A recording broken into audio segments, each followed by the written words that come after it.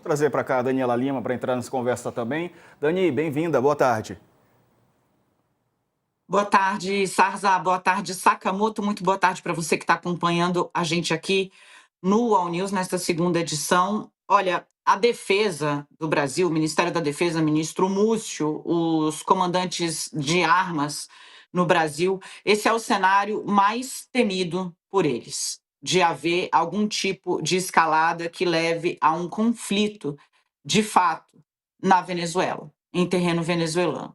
Porque seria a consequência disso seria imponderável, tá? O Brasil tem uma longuíssima fronteira com a Venezuela. O Brasil hoje já é um país que recebe muitos refugiados da ditadura de Nicolás Maduro, pessoas que atravessam aquela fronteira a pé para chegar em Pacaraima, em Roraima, né? O Estado foi obrigado a montar um grande centro de atendimento, de recepção a essas pessoas que fogem ou da fome, ou da violência, ou da fome e da violência, porque as duas coisas andam juntas numa Venezuela que há anos arrasta uma crise econômica brutal, sem que o ditador Nicolás Maduro seja capaz de oferecer algum tipo de alívio à maior parte da sua população. A grande preocupação, portanto, vai desde questões humanitárias, o fluxo de refugiados tenderia a aumentar bastante, até uma segunda perna dessa preocupação, que é, uma vez que entrarem na Venezuela, o que será da nossa fronteira? O que é que vai acontecer? Né? Então, assim, ninguém quer esse cenário. Ninguém quer esse cenário. Mas a gente precisa entender que o governo americano já colocou um prêmio, a cabeça de Maduro a prêmio, né? Há ali salvo engano, são 35 ou 50 milhões de dólares, né?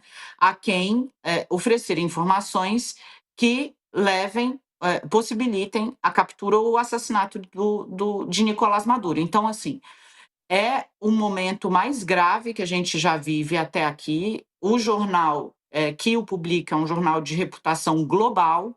O mundo já está sabendo disso e alguns analistas disseram, né, que o Prêmio Nobel poderia de fato,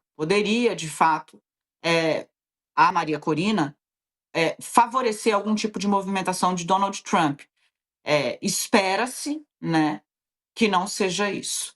Espera-se que a coisa continue na base da retórica, porque as consequências para a América Latina são na base do imponderável e no Brasil também. Conosco também o professor de Relações Internacionais da ESPM, Leonardo Trevisan. O professor vai nos ajudar a contextualizar essa informação que chegou há pouco. Professor, bem-vindo, boa tarde. Bom, qual que é o peso dessa notícia? O Trump dando aval para que a CIA haja, inclusive, letalmente, né, com mortes na Venezuela. Uma boa tarde.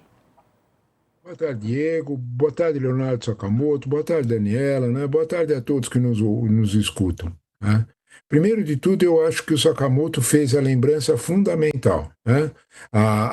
Os Estados Unidos, para usar uma expressão antiga, são useiros e vezeiros, né, como se dizia antigamente, desse processo. De que processo? De produzir esse tipo de intervenção. Né? Quem tem alguma dúvida sobre isso, retoma, por exemplo, os quadros sobre a Operação Brother Sun, que era de 64, super documentado, tem livro, tudo isso. Né? Então, eles estão com esse costume. No caso chileno, em vários outros na América Latina. De uns tempos para cá, de uns anos para cá, os Estados Unidos ponderaram melhor esse tipo de formação, esse tipo de ataque, né? a qualquer tipo de uma experiência política democrática.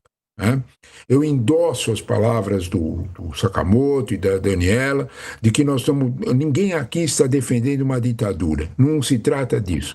Se trata de um princípio. Né? Tem um princípio de autodeterminação dos povos. Né? Tem um princípio de respeito às fronteiras. Não é como invasão militar que você constrói democracia. Isso não aconteceu nunca em lugar nenhum do mundo. Né? Então, é óbvio, né, que essa situação caminha para o imponderável. A pergunta que a gente tem que fazer, sabe, Diego, é por quê? Né? Por que agora, nesse momento, Trump está com um discurso bélico dessa forma? talvez, né, a gente pode desconfiar que Trump está tentando acalmar as suas bases, né? Principalmente, Trump fez muitas concessões, de certa forma, a uma outra visão de política, se apresentando como um possível ganhador do Prêmio Nobel da Paz.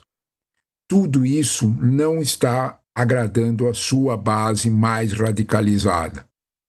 A base expandida de Trump está diminuindo. Trump está com 37% de apoio.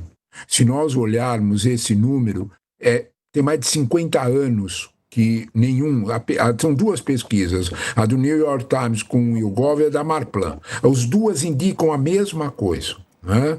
Uma queda, é o mais baixo índice com 9 meses de governo dos últimos 50 anos, né? Primeiro ano de governo geralmente não dá índice tão baixo. O que está acontecendo, né? As pessoas estão com medo, os planos econômicos, as tarifas, mas há também uma recusa, né? Bases republicanas mudaram de opinião, bases republicanas convictas mudaram de opinião sobre Israel. Trump agiu dessa forma. Eu tenho uma sensação que, como disse a Daniela no fecho dela, que nós estamos num limite muito delicado entre a retórica e a ação de fato, né? Agora vamos lá, qual é o custo dessa ação de fato, né? A possibilidade de um ataque aqui eliminaria completamente aquela promessa de Trump lá da eleição de que ele seria alguém que encerrava guerras, que ele não queria começá-las, que ele não faria nenhum início de uma nova guerra. A base vai cobrar, né? Então, portanto, essa situação é difícil. Sabe, Diego, a gente não pode esquecer um último detalhe, né? Praticamente uma semana antes dele colocar os navios, os primeiros navios no Mar do Caribe, ameaçando a Venezuela, ele tinha autorizado a Chevron a fazer negócios com Maduro sem sanções. Eu vou repetir.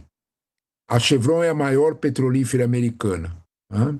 Ela foi autorizada a voltar a negociar com Maduro, a voltar a tirar petróleo. Eles precisavam desse petróleo? Precisavam. Mas o que é que a Chevron mais precisava? Não perder espaço para outras multinacionais do petróleo que estão fazendo negócio com Maduro por causa das bases do avanço em Essequibo, das novas linhas petrolíferas. A Chevron não queria ficar fora disso, dessa possibilidade. Isso irritou muito, principalmente a ala mais radicalizada do Departamento de Estado, nome Marco Rubio. Trump está dando uma no cravo, outra na ferradura. Eu acho que a Daniela Lima achou bem a palavra, né? Essa retórica serve para tapar esse buraco. Então quer dizer que ele não vai atacar? Trump é imprevisível. É possível que aconteça, mas os custos internos, sem contar os custos externos na América Latina, serão bem significativos.